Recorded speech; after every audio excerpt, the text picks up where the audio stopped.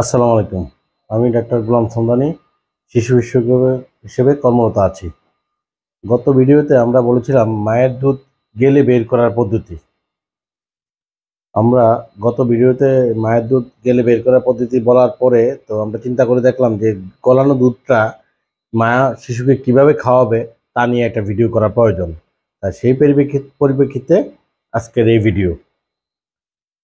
মা অথবা লালন পালনকারী যেই শিশুটাকে যে লালন পালন করেন উনি প্রথমে সাবান দিয়ে হাতটা ভালো করে ধুতো করবেন প্রথমত। দ্বিতীয়ত হলো শিশুকে লালন পালনকারী অথবা মা কোলের আধশোয়া অবস্থায় বসাতে হবে। শিশুকে একেবারে যতটুকু দুধ খাওয়ানো প্রয়োজন ঠিক ততটুকু দুধ কাপে নিতে হবে। কাপ হালকা করে শিশুর নিচের ঠোঁটে ধরতে হবে।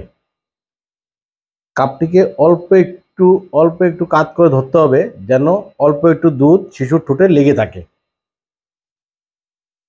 শিশুর ঠোঁটে কাপ অথবা চামচের ছোঁয়া পেয়ে মুখ শিশু মুখটি হা করবে, বড় করে হা করবে এবং জিহ্বা দিয়ে দুধটা চেটে নিবে।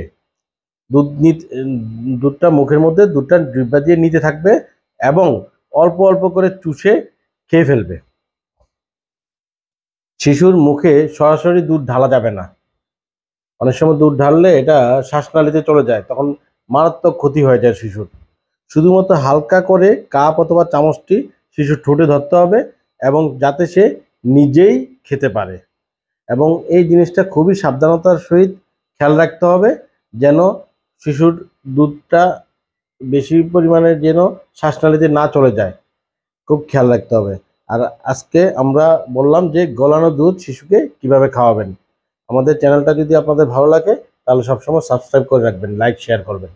ধন্যবাদ।